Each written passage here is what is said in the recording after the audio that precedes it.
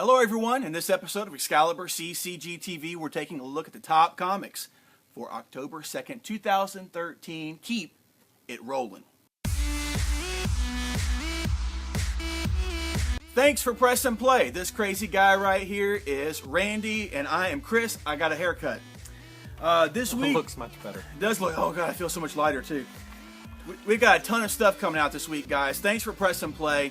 If you are a subscriber already, thanks for being so. If you've never seen our episodes before, keep watching. We'll have timestamps down below. We got the MP3 down below available for you to click on and download and listen to us on the go.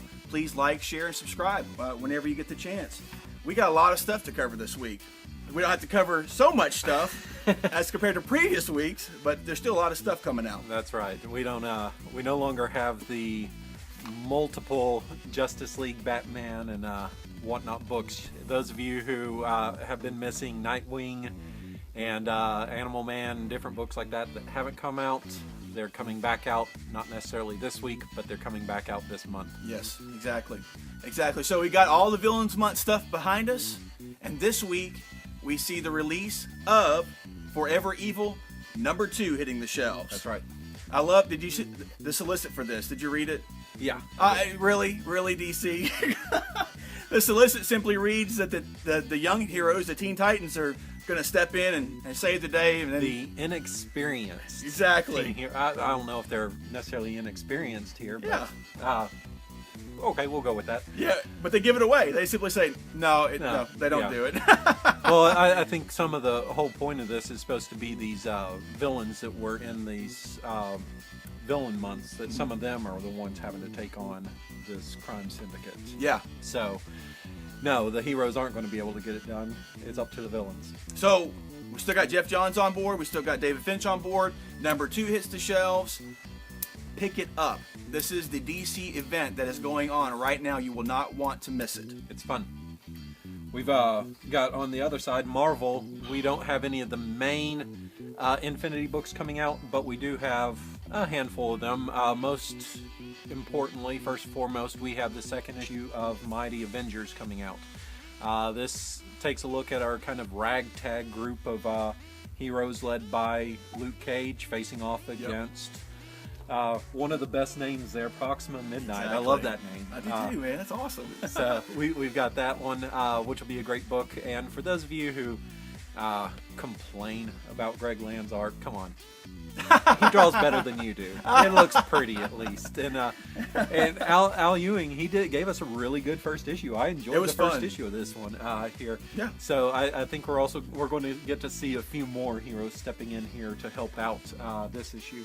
We've also got The Hunt, #2 coming out, and that one has been our look at these young heroes from different academies around the world, taking and participating in pretty much a new contest of champions here. So we've got that, and the exciting news with that one is that will, I think, branch off directly into Inhumanity that's going to be coming out. So people are going to want to pick up this book because some of those characters will be showing up in that. They'll want to be familiar with them. Yeah. And then finally we have the Thunderbolts #16 coming out. So those Thunderbolts are still determined to take out the New York Mafia. Exactly. So, exactly. Those are your 3 books. I've gone through. I've double and triple checked to make sure that I'm getting all of the Infinity books this time because I have missed. I think I've missed Thunderbolts twice here, but I've got it this time. That's okay. It's okay, guys. Also, the Battle of the Atom Part 6 hits the shelves. This is issue all new X-Men #17. This is Part 6, the Battle of the Atom, continuing throughout the mutant titles, the X titles, and with the last issue of the Battle of the Atom, we saw a major face-off between Zorn, Jean Grey, and Emma Frost. That's right. Let's get ready to rumble. It was quite the rumble, and the issue also had a nice moment with Deadpool in it too. So I'm not going to spoil it. You should pick it up and check it out. But now we're moving on because now we got in this issue we're seeing Magic and the Young Beast team up to take a look at what's going on. She's went to the future, taking a peek at it, and enlisted him to help her out to try to get it sorted out. So he was pulled off panel there, we didn't notice that. Or she's gone to pick him up. She went and picked him up. Gotcha. She went and picked him up, and Iceman too, the young Iceman. They all three went. Now they're taking a look at the future. She's showing them what's going on. So there's some deception going on with the team that came from the future. Right. And so this is where we don't know why they're deceiving them. We don't know why it's so important that they send them back, other than them just naturally altering time since they came from the past. Sure. So we don't know their specific reasons yet for wanting to send them back. And hopefully this actually starts the second. We got 10 parts total here, right, so we're hitting the back half of it here. Yeah. So hopefully we'll see what happens. I'm trying to be spoiler free without ruining anything, but hitting some highlights because there's been a lot going on with this storyline. Yeah, they gave an interesting teaser there, saying who are your the all new future X-Men. I like that shot. So it's like, but we've already seen them, haven't we? So there's something is amiss there. What's next for you, Randy? Next up for me, we've got Lazarus #4 coming out here, and this one we left off at the end of issue 3 with both of the Lazarus having a moment there. Yes.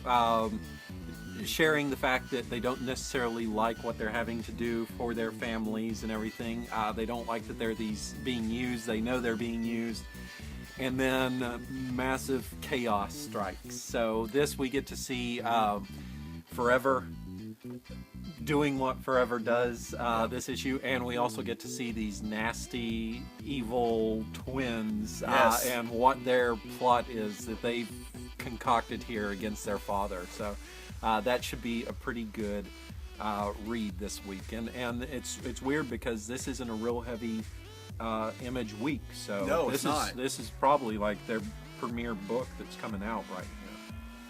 We had a huge one last week, and it Yeah. was pretty sweet.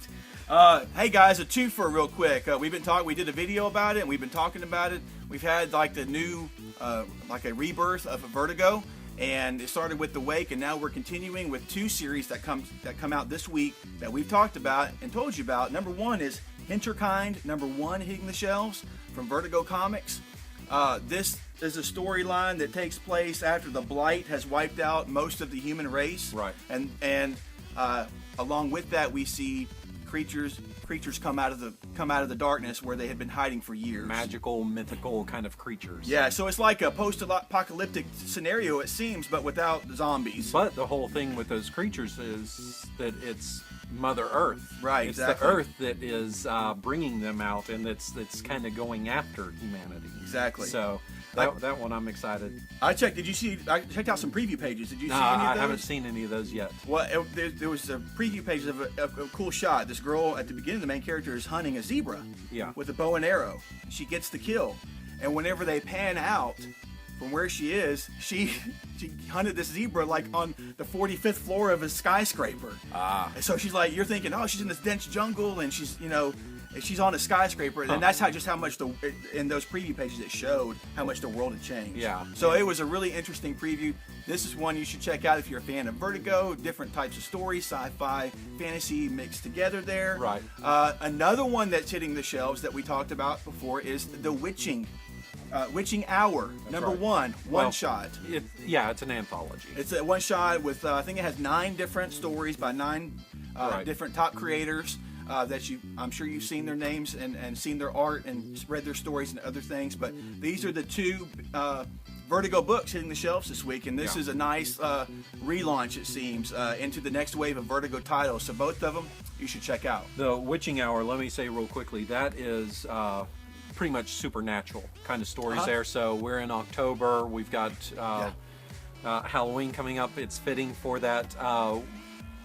That one's going to be awesome. The other one, Hinterkind, is written by Ian Edgington. That's right. Who he's kind of worked all over the place, and I think has quietly given some real strong stories with different things that he's done. For me, one of my favorites was he did a follow-up to The Authority called The Establishment that had Charlie Adler of Walking Dead fame as the artist. That's and, right. That was a real awesome story there.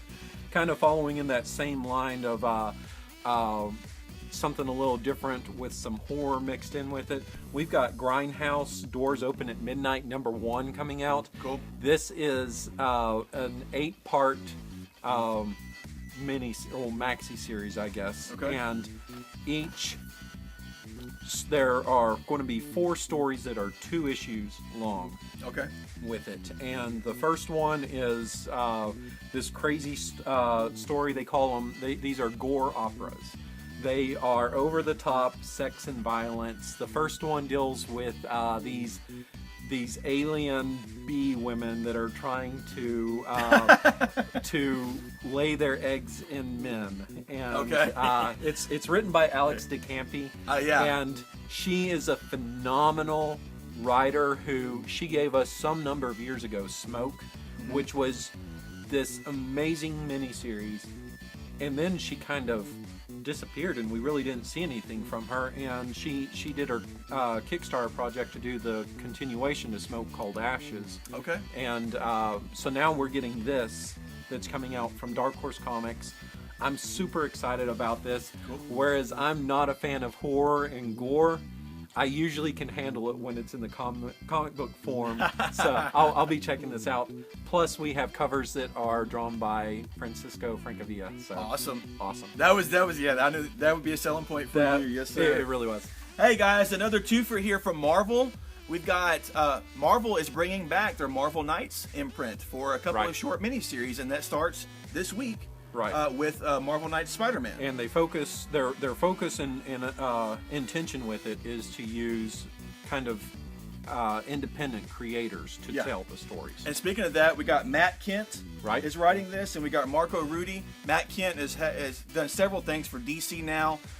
He's also has his own Dark Horse series, Mind Management, that's been pretty popular. And Marco Rudy comes on for the artist. He previously worked on Swamp Thing for DC. Both of these creators are coming over to give us a story of Spider-Man having to deal I love this. with 99 supervillains. That's right. How he's going to do that, I don't know, but he's got his work cut out for him. Another one, this is not a Marvel Knights, but another miniseries hitting the shelves is Captain America Living Legend #1. And we got Andy Diggle on writing, and we got A.D. Granov, the artist, on board. You've seen tons of his covers everywhere. Right. He did the Iron Man Extremist storyline as well. Fantastic artist. It looks awesome. It'll be interesting to see how they, if they've changed anything up on this, because this was a comic book series that was solicited back when the Captain America movie was coming out. Okay. So I'm not sure what they've changed up, and you'll notice that the outfit probably looks a little more like his outfit from the movie. Yeah. With that.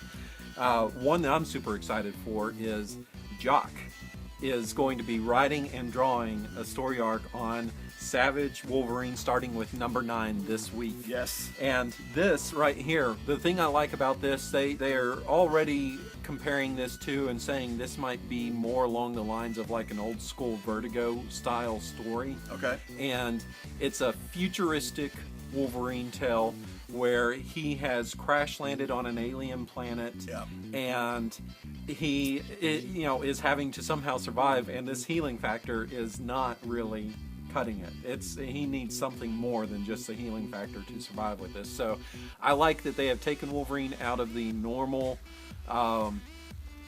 he's in Japan, or he's dealing with crime bosses here, or he's doing this and he's the best he is at what he does, bub. And they're putting him somewhere where he's not been in a situation like this ever before. Right. And so I'm super excited about a book like that. Yeah. And also Jock, writing and drawing. So that it should be completely awesome. I'm looking forward to it as well. Another one of our favorites hitting the shelves this week, Green Arrow 24. Yes.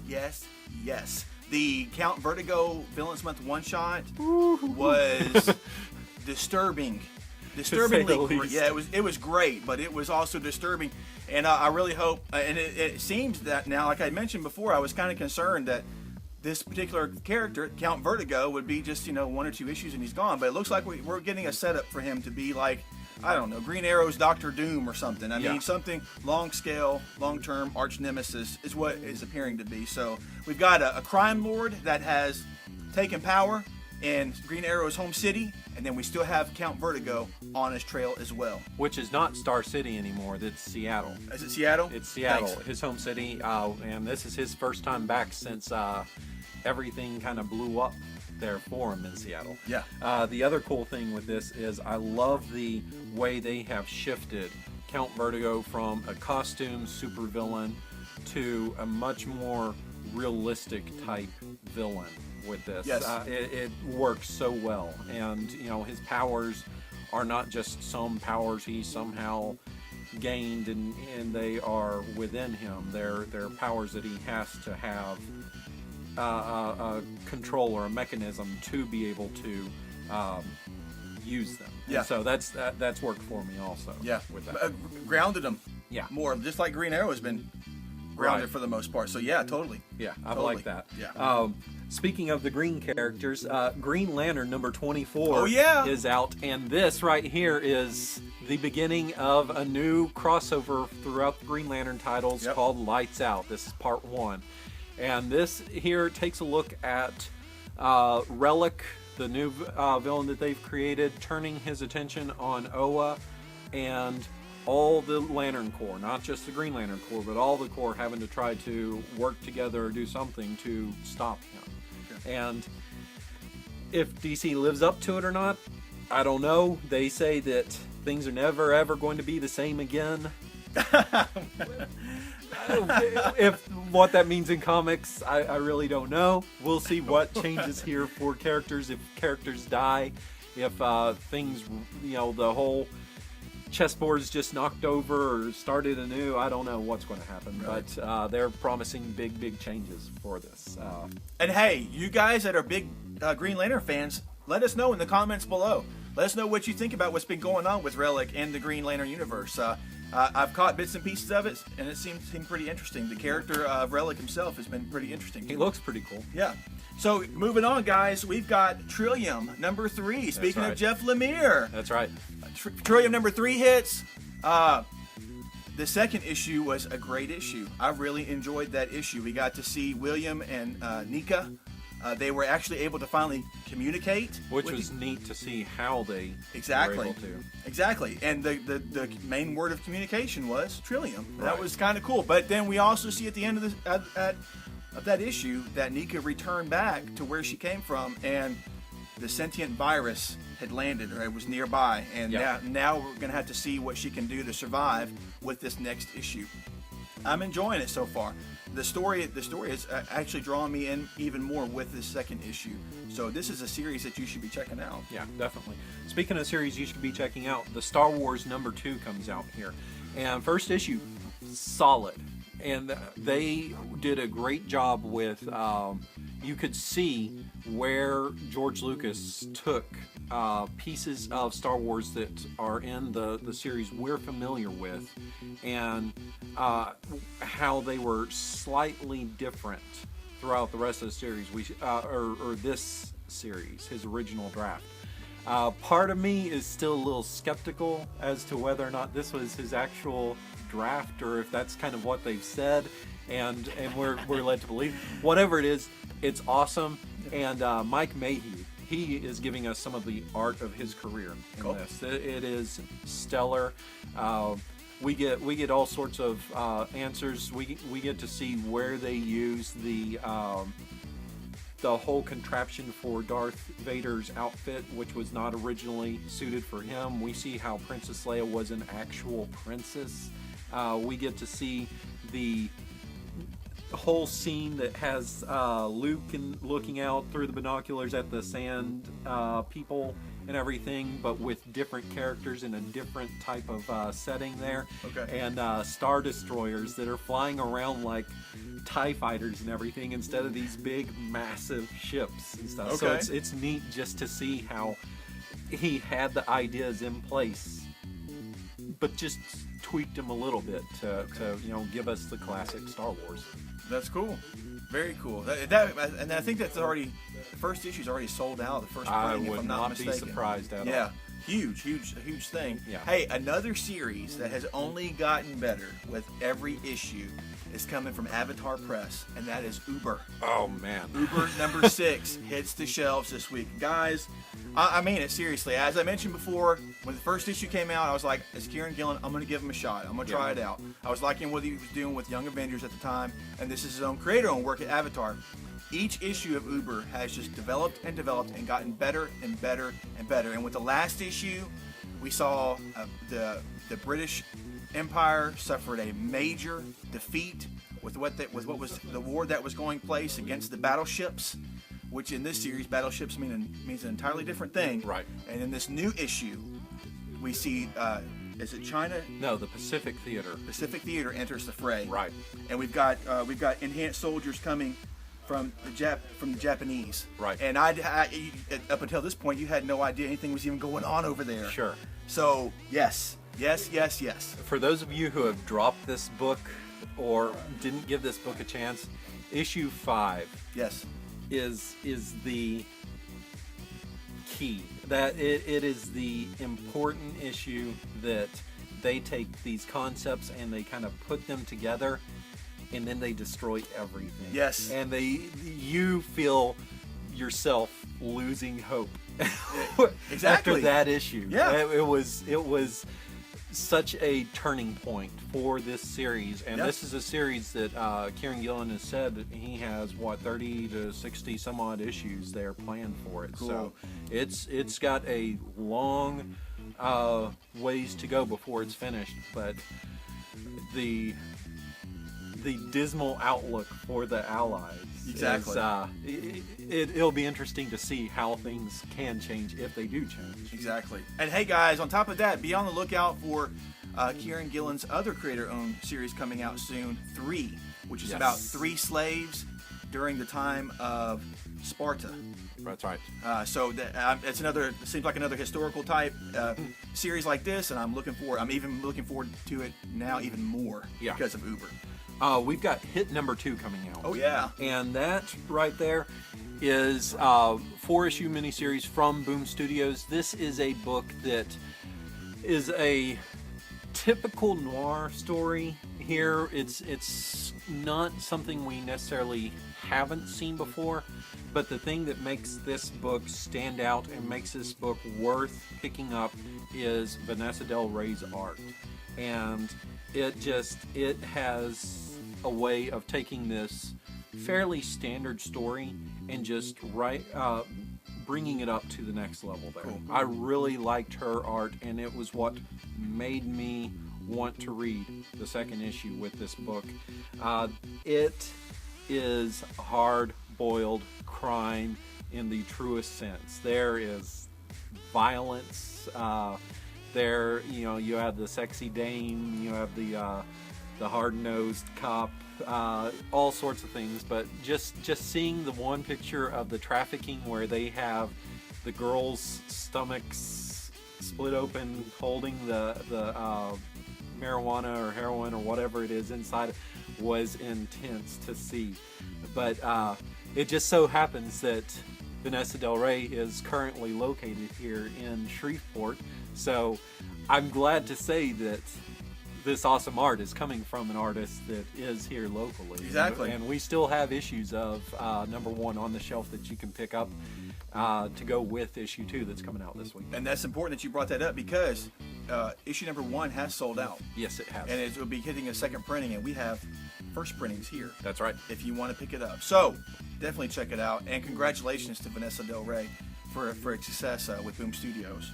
Definitely. Hey, another one that has another series coming out from Avatar Press that I was on board for the first series, and I'm on board for it again for the second series, is Absolution, Rubicon. And this second series, to me, was better than the first.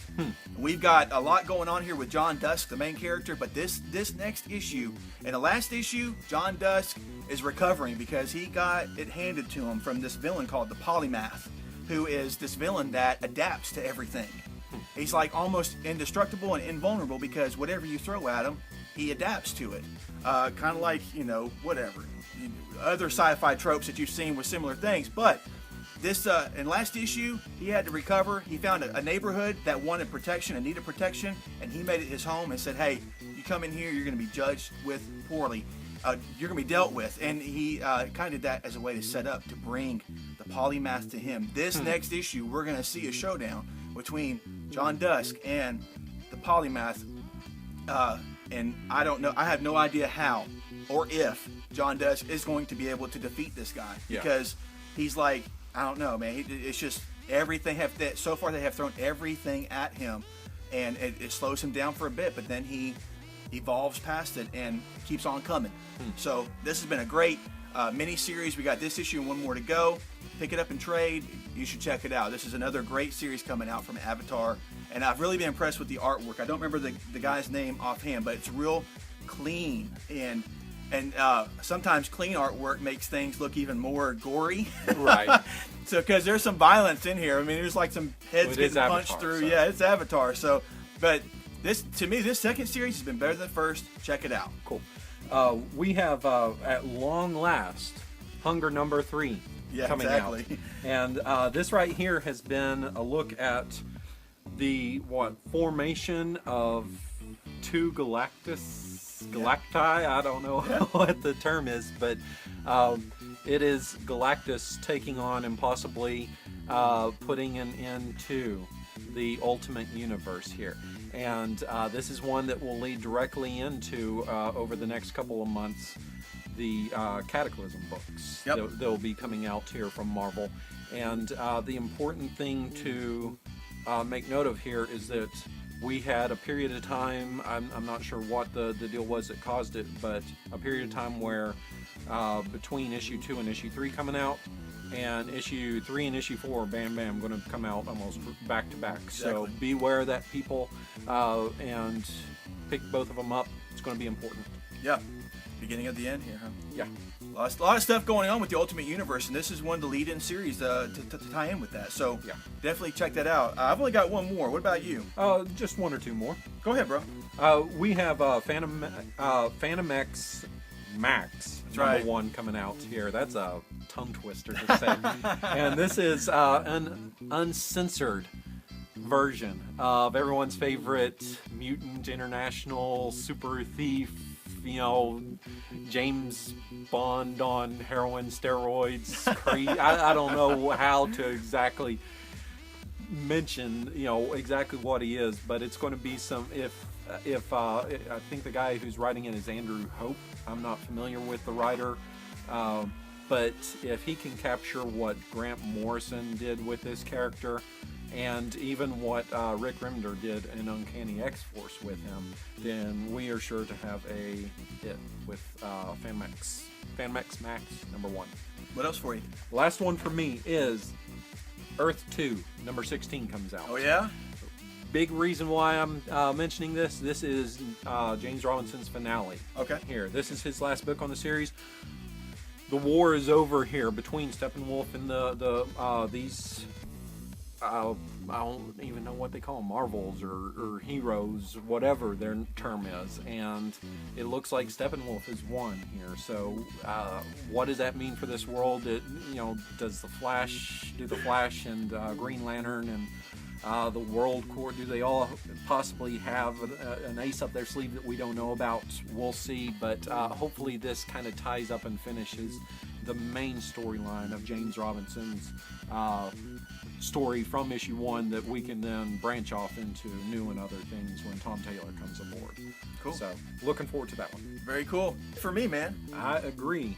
It's this and more. Because I had other stuff too, but really we just don't have time for everything that's coming out. Get on board these main events, and a lot of these series that are coming out as well, like we mentioned, Hit from Boom Studios, other Image titles that are hitting the shelves, they are selling out too, guys. So if you want them, get them on your list so we can make sure that you get a copy in your hand. Otherwise, tell us what you're getting. Let us know down below what issues you're picking up this week. Bruce, I saw your list and I can feel your pain, brother, because that's a list, man, and my list is like that a lot too. So I totally feel he put his list down there. It was like all this stuff, but hey, excellent taste, sir. I like a lot of what I see in there. So good stuff. Also, guys, remember, you can always visit our website, www.ExcaliburCCG.com. We are Excalibur Comics, Cards, and Games here in Shreveport, Louisiana. We have our store in Texarkana as well. Follow us here on YouTube. Follow us on Facebook. Follow us on Twitter. The links are down below. Subscribe, share, like. We really appreciate it, and we enjoy talking to you, so please leave us a comment below. Randy's on there answering. I'm on there answering. We love having discussions with you about great stuff. Tell us what you're reading and what you think of it. What else for you, bro? That sounds good to me. You wrapped up nice and pretty. Put the bow on it. There we go. Until next time, guys, take care. See ya.